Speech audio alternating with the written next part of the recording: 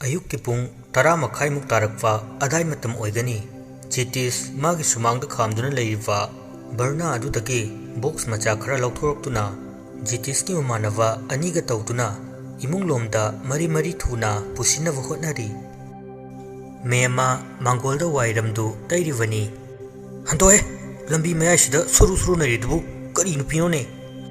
मेमा तुंग ओंथोरक्लगा वाइ तैरमवदगी फुक हौगलई हिमा इबुंगो नंदोम जाति उहौद्रेने नंग चंगलकपगा जितिस करेमनना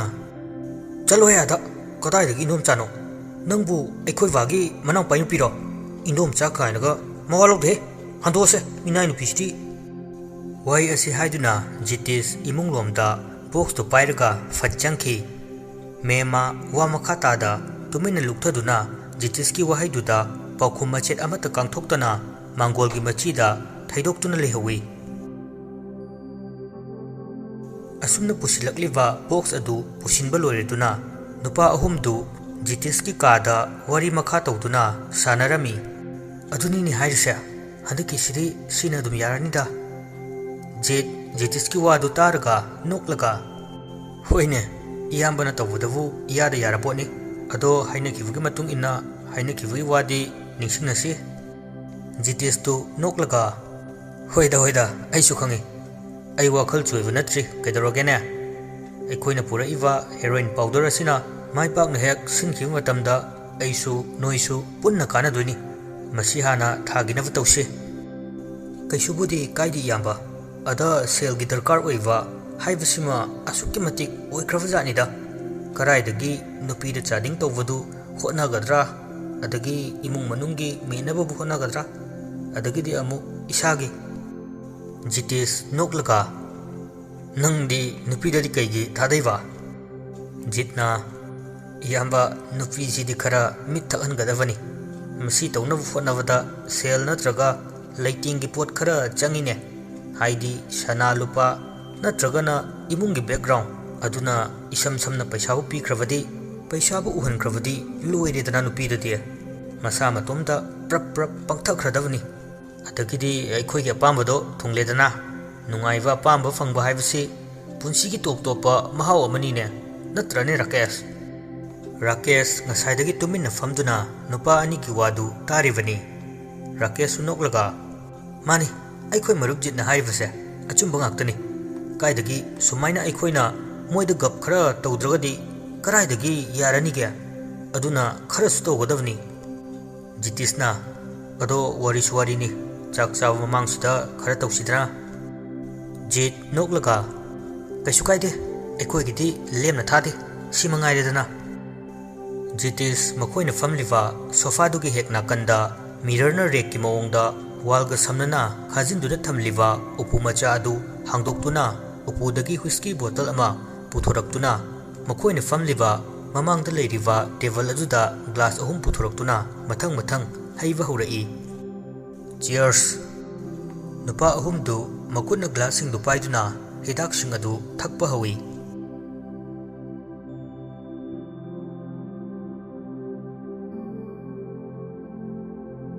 नुंगथिल की मतमनी nganba magi kada chair amada famduna che chang khara puthoktuna kari karino khara sinkat lagalai table adugi hek manakta magi camera du thamlivani che chang du yenglaw matung amuk fat camera du paikhatuna camera da kafiwa photo singadu mathang mathang yengi nganba nakandagi chawuna hairakpani nganba mamai du fat onthoroklaka uncle chawba nganbana famliwa adugi nakande hek thangnana famung thariwa aduda famlaga natene nangbu loirabro nganba noklaga oh loire uncle adudi chanava tawrasine ha hoi yai uncle nganba chair da famlambadagi phuk hogatuna mamang side ki famung nakanda leiriwa fi yaliwa adom du changaga fat fat mafi marol du amuk loshili loirabo hoi uncle thuase asumna nganwa magi camera du puduna magi uncle ga punna yumdudagi thokre khungangi leirak macha aduda chawwa amadi nganwa asum lakli nganbana nahandi kamai tawnu khangde phatte toy sinai maming hangu godavdusu magi masak yinglingaida amta hangudre yare bo nang nangangwa ma nupi nabu kamaina lambi lamjawda charaga leidoribno matamduda thok hajin hoge haide adu itadi thabakse samgadavdo thabakse hekta yadeba migi mayumda changlaga hangurasu mina kainoma hekta khangadawriba maram chadana hekta thiruba yabanate adudi uncle aikhoi sida kaidobu laino leyo nang diswaida thongakpa ge type ta sinatana upai leite lekai ne na tawrsisu lohongba asiana amatta leitava jala khangde paton tawva sarga chatkadavdusu yare to uncle maonga di malamaga yadre yaong inbagi hongnabi hekta formula pansile imai nang chu dudi henmandro ngan banok laka henmande asumna wari tawringai gari ama safukanna arovi speed ta gari du thauki chawba gari ki speed tu kanman khivana gari na masadu haifet khelami chawba lambi du ginakanda haifet long na paithoi nganwa khonkalapna lauduna gari du tanarai hey ngaikho thawriva gari du sumkham khamde magi thawam thokpa adumak gari du thawduna chatki nganwa masadu ikawa henmanbana gari du fangnava tanarage haiduna adumak gari du gi matung inarakli gari varna adu fencing na ikoi question wa khungang dugi khara satharap tawna leiwa mafam aduda gate tu hangduna gari du fat thoujin ki nganwa sumtanarakpana gate ki mapa du yore ngaihak second amani di yum du gi mawong matau du yengi nganwa khangi yum du khara achaw sang oine tawwa sel faiva imung ni haiwa panthade nganwa gate tu tapna hangdoklaga prap manungda changlai yumjaw adu mathol ahumgi yum oigani nganwa haifet masadu shuklaga koktagi ton fawwa yumdugi maongdu yengi amuk fat thongjin lomda midyeng thamlaga hairei milebro handakti nganwa sauna makhol yakna amuk kaurei hey mi lebra haiwane kai haike ibungo imungdagi thoraktuna tapna me mana hairakpani ngasai kaurise nana tadro ha yam chawrini ha yam ina khuleva yam achaw sangneva mi amana mi amabu kaisu leitana khanna masa khaktagi khanwa mi kai chakre hoji gari thogriwa mi do kai chakhage mema tapna ibungo aidi nganwa makhut ani tuna makhwang du metlaga yare ne aisu loin khangi adu wada tawranu tabagi matam leite nang imung sigi mi ne haibai khangi chalo hojik changkiwa nasan fadu kokthro memana ibungo aidi yumsigi minate aidi supnatagi yumsigi mateng pangnava lakpane nganwa masadu haifet fatharaga kon khara tapna kai haiwa mani ibungo aidi yumsigi supnatagi mateng pangnava lakpane nganwa memagi wahidu tavada nungaitraduna nganwa wahai asima pungpha thangai imungdagi jitis amadi jet prap thoraklaga karemnaba maongda nganbada yenglaga hairei kai nu ngasaidagi charoi kwakkumba khonjel ama tayadi naha macha nang oire nganba wa machet amata kangthorakte aduma jitis te yengduna lei jitis stair dagi tapna kumtharaklaga nganbagi manakta changlaklaga nganbana lepliwa adugi akoivda haifet chatlaga mamanglomda chap leptuna nganbada unsinduna karemnaba maongda asumna hairei hey nasakti adum yaine nagunsu adum yai ado aikhoge lambida singnaraklavadi madudi yade madudi nangi khwaidagi laibak thiva nangi punsi khongsatta khudong thiva oigani aduna khongfamda hando yam ngalingaida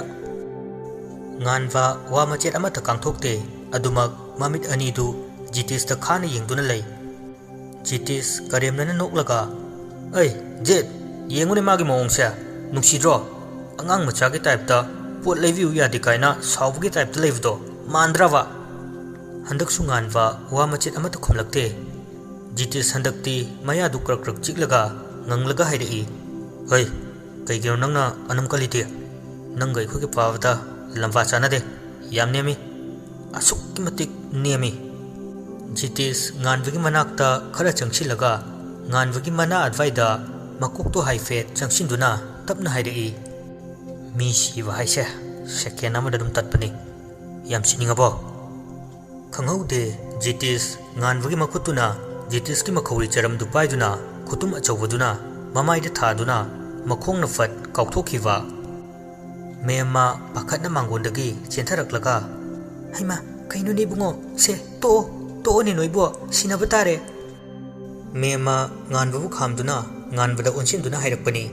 ꯖꯤꯇꯦꯁ ꯂꯩꯃꯥꯏꯗꯒꯤ ꯐꯨꯛ ꯍꯧꯒꯠꯂꯒ ꯇꯨꯡꯂꯣꯝꯗꯒꯤ ꯃꯈꯨꯠ ꯅꯥꯝꯃꯅ ꯔꯤꯚꯣꯜꯚꯔ ꯑꯃ ꯁꯠꯇꯣꯔꯛꯇꯨꯅ ꯉꯥꯟꯕꯗ M ꯇꯧꯗꯨꯅ ꯍꯧꯒꯠꯂꯛꯏ ꯑꯁꯨꯝ ꯅꯣꯡꯃꯩꯗꯨ M ꯇꯧꯗꯨꯅ ꯆꯪꯁꯤꯜꯂꯛꯏ ꯖꯤꯇꯦꯁ ꯃꯌꯥꯗꯨ ꯀ꯭ꯔꯛ ꯀ꯭ꯔꯛ ꯆꯤꯛꯂꯒ ꯃꯆꯤꯟꯗꯒꯤ ꯏꯗꯨ ꯃꯈꯨꯠ ꯅꯥꯝꯃꯅ ꯇꯩꯊꯣꯛꯇꯨꯅ ꯃꯈꯨꯠ ꯅꯥꯀꯟ ꯑꯃꯗ ꯄꯥꯏꯔꯤꯕ ꯅꯣꯡꯃꯩꯗꯨꯅ ꯉꯥꯟꯕꯒꯤ ꯂꯥꯏꯕꯛꯇ ꯅꯝꯂꯒ ꯍꯥꯏꯔꯛꯏ ꯅꯪ ꯈꯥꯠꯇꯣꯛꯎꯔꯣ ꯅꯊ꯭ꯋꯥꯏ ꯃꯆꯥꯗꯨ ꯈꯨꯗꯛꯁꯤꯗ ꯂꯧꯊꯣꯛꯎꯔꯣ ꯑꯩꯉꯣꯟꯗꯒꯁꯨ ꯁꯤꯡꯅꯕ ꯁꯥꯔꯗꯅ ꯃꯤ ꯃꯆꯥ ꯖꯤꯇꯦꯁ ꯑꯁꯤ ꯍꯥꯏꯗꯨꯅ ꯉꯥꯟꯕꯗ ꯅꯣꯡꯃꯩ ꯃꯅꯤꯡꯗꯨꯅ ꯈꯨꯇꯨꯝꯒ ꯀꯣꯟꯅꯅ ꯉꯥꯟꯕꯒꯤ ꯃꯃꯥꯏꯗ ꯊꯥꯖꯤꯜꯂꯤ ꯉꯥꯟꯕ ꯂꯩꯃꯥꯏꯗ ꯃꯁꯥꯗꯨ ꯇꯨꯏ ꯃꯈꯣꯡ ꯅꯥꯀꯜ ꯑꯃꯅ ꯂꯩꯃꯥꯏꯗ ꯁꯧꯗꯨꯅ ꯅꯤꯡꯒꯥꯡ ꯐꯝꯗꯨꯅ ꯇꯨꯕꯒꯤ ꯃꯑꯣꯡꯅꯤ ꯂꯩꯔꯤꯕꯗꯨ ꯉꯥꯟꯕ ꯐꯠ ꯂꯩꯃꯥꯏꯗꯒꯤ ꯍꯧꯒꯠꯂꯛꯂꯒ ꯖꯤꯇꯦꯁꯇ ꯑꯣꯟꯁꯤꯟꯗꯨꯅ ꯑꯃꯨꯛ ꯖꯤꯇꯦꯁꯀꯤ ꯃꯃꯥꯏꯗ ꯀꯤꯟꯅ ꯊꯤꯟꯖꯤꯜꯂꯤ ꯅꯪꯅ ꯀꯔꯤꯒꯤꯅꯣ ꯑꯁꯨꯛ ꯌꯥꯝ ꯃꯤ ꯎꯁꯤꯠꯇ꯭ꯔꯤꯁꯦ ꯍꯥ ꯅꯪꯅ ꯄꯪꯇꯧ ꯇꯧꯕ ꯌꯥꯕ ꯄꯉꯥꯡꯗ ꯉꯥꯡꯕ ꯌꯥꯕ ꯃꯤꯔꯥ ꯑꯩꯁꯦ ꯍꯥ ꯅꯣꯏ ꯁ꯭ꯋꯥꯏꯒꯤ ꯃꯐꯝꯁꯤꯗ ꯅꯪꯅ ꯑꯣꯔ ꯅꯪꯒꯤ ꯐꯦꯃꯤꯂꯤꯅ ꯒ꯭ꯔꯦꯠ ꯑꯣꯏꯖꯔꯕꯁꯨꯅꯦ ꯑꯩꯒꯤ ꯏꯐꯝꯗꯗꯤ ꯃꯥꯃꯣꯂꯤꯅꯤ ꯀꯩꯁꯨ ꯅꯠꯇꯕ ꯊꯕꯛꯅꯤ ꯈꯪꯂꯕ꯭ꯔꯥ ꯉꯥꯟꯕ ꯖꯤꯇꯦꯁꯀꯤ ꯐꯨꯔꯤꯠꯀꯤ ꯀꯣꯂꯔꯗꯨ ꯁꯨꯄꯥꯏ ꯄꯥꯏꯗꯨꯅ ꯍꯥꯏꯔꯛꯄꯅꯤ ꯉꯥꯟꯕ ꯃꯈꯥ ꯇꯥꯅ ꯃꯥꯡꯒꯣꯜꯗ ꯂꯩꯔꯤꯕ ꯖꯤꯠꯇ ꯑꯃꯨꯛ ꯑꯣꯟꯁꯤꯜꯂꯒ ꯍꯥꯏꯔꯛꯏ ꯍꯩ ꯑꯗ ꯂꯩꯌꯨ ꯃꯤ ꯃꯆꯥ ꯋꯥꯈꯜ ꯃꯄꯨꯡ ꯐꯥꯗ꯭ꯔꯤꯕ ꯅꯣꯏꯅ ꯑꯩꯉꯣꯟꯗ ꯍꯧꯕ ꯀꯩꯁꯨ ꯉꯝꯃꯣꯏ ꯑꯗ ꯂꯩꯌꯨ ꯖꯤꯠ ꯈꯨꯇꯨꯝ ꯑꯅꯤꯗꯨ ꯇꯥꯁꯤꯟꯅꯔꯒ ꯉꯥꯟꯕꯗ ꯐꯨꯒꯦ ꯍꯥꯏꯕꯒꯤ ꯃꯑꯣꯡꯗ ꯆꯪꯂꯛꯀꯦ ꯇꯧꯕꯗ ꯉꯥꯟꯕꯅ ꯍꯥꯏꯔꯛꯄꯅꯤ ꯉꯥꯟꯕ ꯖꯤꯇꯦꯁꯇ ꯑꯃꯨꯛ ꯌꯦꯡꯂꯒ ꯍꯥꯏꯔꯛꯏ ꯅꯪ ꯅꯁꯥꯅ ꯇꯧꯔꯤꯕ ꯊꯕꯛꯇꯨ ꯀꯔꯤꯅꯣ ꯈꯪꯖꯔꯕ꯭ꯔꯥ ꯉꯥꯟꯕ ꯍꯥꯏꯐꯦꯠ ꯅꯣꯛꯂꯒ ꯈꯪꯉꯣꯏ ꯀꯔꯥꯏꯗꯒꯤ ꯈꯪꯅꯤꯒꯦ ꯀꯣꯛꯇꯨꯗ ꯑꯐꯕ ꯋꯥꯈꯜ ꯑꯃꯠꯇ ꯈꯟꯗꯕ ꯑꯩꯅ ꯃꯍꯦꯜꯂꯦ ꯆꯠꯄ ꯍꯟꯅ ꯇꯨꯅ ꯌꯦꯡꯗꯕ ꯃꯤꯒꯤ ꯋꯥꯈꯜꯗꯕꯨ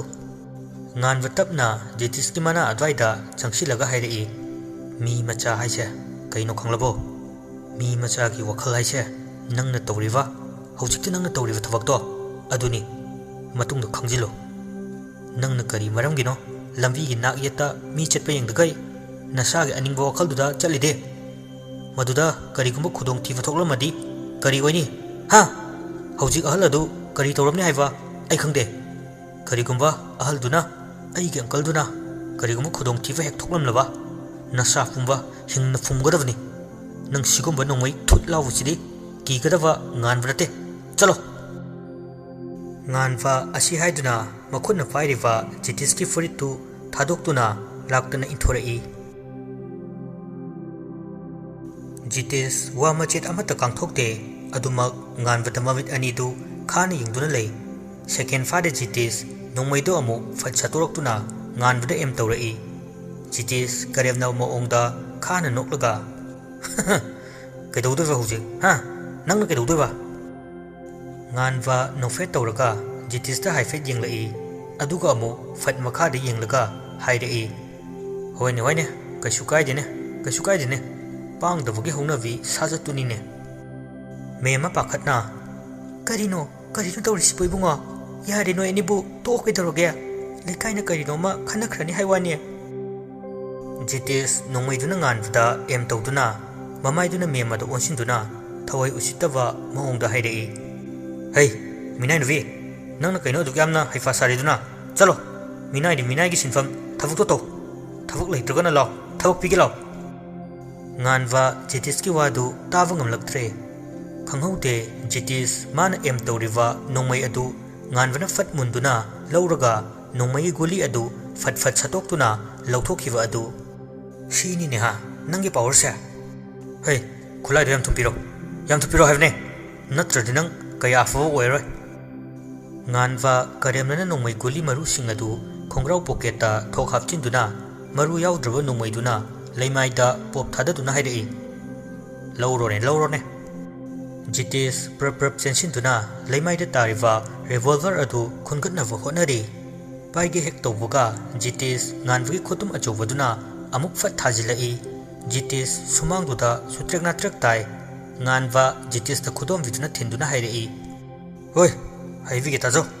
matung manau siguma thabaksi amuk khana toroklava ai fatte haiganu kudak loisingadavani ai nu oina nang aduga amana nakhoi tawribase ngang saiba mayamdo nakhoi na sana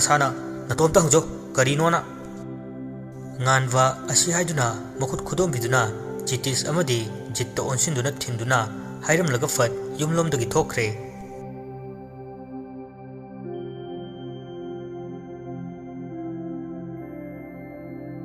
numidangi matamni Sundar amadi Premi numidangi chak chanava haiduna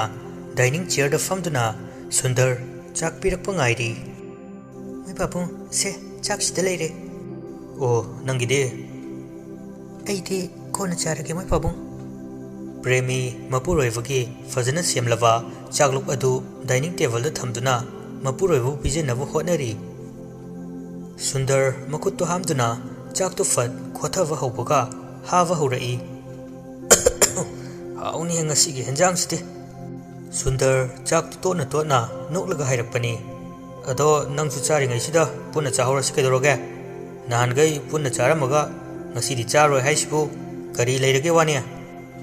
Premi mapuroivna hairakliva wangdugi paukhum amata pirakte wa machet amata kangthoraktabuda Sundar Premi da onsinduna tung onthoktuna yenglaga hairai haima mama kaidorage kapadia Premi tarakliba mapidu makhut namana fat taithoklaga mapuroivda onsinduna tapna hairai mai babu kari awat pa leirake kari hapauge Sundar ngasai mana yengkiwa mityengdudagi sunghong hongtana magi nupi Premi de yenglivani mama nangna nachanupagi wakhalda adumaina adum khal leiradi kamai tawnia punchi supagi punchigi oina chatkhibasu natedana nangna tawrido fatte ko mama ai yaningde Premi dining chair amada masu thok phamtharai kapna mapuroiva Sundar da yenglaga haidai mai babu ngasidi icha ngan babu khangning ningsinga e ima icha punna nokhedana chak saminabdo mikupsida tanja sida ningsingla e mai babu icha na harau mama ingonda mama aigi awad apa yengduna mana chak chari budu hunduktuna mama aigi damak obiba mayam singdo mai babu ai khangduna leiba ngamdiye mama jagat mama mapana macha nusidaba macha bu khandaba jiba mata leiramoine aisu nangna ichabu nungsiriba chang adudagi aine hena nungsiribanine mafamna tanjana ichado matam kharagi oina chatkivani nangna adumaina tawradi ichadi karamna mi oigani mama noina icha nungsibadagi mapa aikoina icha nungsibana saruk chama helibanine isada nungaitava isada pendava kaya leirabasu mapan thongda khak othoke khalloidabadine maramdi karigumba aikoina jimbal je he kangthokluvada aikoina khalliva mama mapa aikoina macha singgidamakta khalliva asa pumba mahi yandaba oigadoribanine aduna kaidongaida mama mapa aikoina nungaitava saktam amata macha oivgi wakhalda khakta halloidabani hoi tahangadavani tanja chaba mafam chaba matam chaba banda ichana hayeng magi khongchat asida panthum phangduna punchigi matik chare haina khallaba matamduda Premina mai papu tike su khandre ichabu nusiba henman bana mama age pukning sontakraba male Sundar chak chakhom ama ani huklaba matungda chak to kut yosilaba matung chaklok tu gi manakta glass amada hapliva ising du fatlamduna thaklaba matungda sor asangwa ma khondoklaga hairei mama aina wa kharakhak haibasida gyan tawni nangbo pumnamak tubune aina hojiktada haikrivado pharene nangsu aisu pulak wakhan khanjila seva ichagi aduna kari kanaba purakadorige Premi wa makha amata tarakte makhada luktharaga lei Sundar chaku chawal oriduna ꯃꯅꯥꯛꯇ ꯂꯩꯔꯤꯕ ꯀꯣꯝꯄꯥꯛ ꯃꯆꯥꯗꯨꯗ ꯃꯈꯨꯠꯇꯨ ꯍꯥꯝꯗꯣꯛꯏ ꯑꯗꯨꯒ ꯑꯃꯨꯛ dining ꯇꯦꯕꯜꯗꯨꯗ ꯂꯩꯔꯤꯕ ꯐꯗꯤ ꯃꯆꯥꯗꯨꯗ ꯐꯠ ꯂꯧꯗꯨꯅ ꯃꯁꯥꯗꯨ ꯍꯧꯒꯠꯇꯨꯅ ꯃꯈꯨꯠꯇꯨ ꯑꯃꯨꯛ ꯇꯩꯊꯣꯛꯅ ꯀꯥꯟꯅꯗꯕꯗ ꯋꯥꯈꯜ ꯋꯥꯅꯕ ꯊꯕꯛꯇꯣ ꯇꯧꯒꯨꯝꯁꯤ ꯆꯥꯊꯣꯛ ꯅꯪꯁꯨ ꯑꯩꯁꯨ ꯊꯣꯛꯂꯝꯃꯒꯦ